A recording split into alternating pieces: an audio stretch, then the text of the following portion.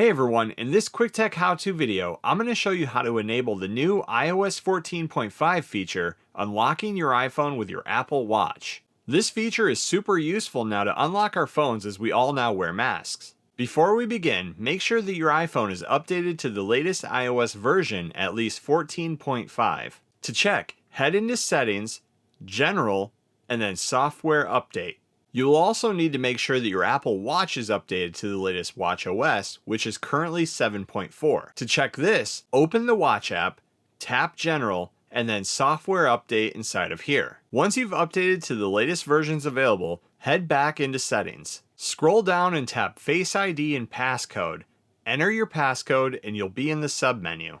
In here, scroll down and you'll see Unlock with Apple Watch, and in that section, you should see your connected Apple Watch. In order to enable the feature, it tells you that your watch must be nearby, on your wrist, unlocked, and protected by a passcode. When you're ready, tap the slider on the right to enable. You'll then get a pop-up window telling you that by enabling this, when you try to unlock your iPhone and it detects a mask, it will then use your watch to unlock it. Your watch will give you a haptic to let you know that it was used to unlock, and if you didn't mean to do it, it gives you the ability to relock your phone. When you're ready, tap Turn On. After a few seconds, you'll see that the Unlock with Apple Watch feature has been turned on. To test the feature, I'll go ahead and lock my iPhone, put my mask on, and see what happens.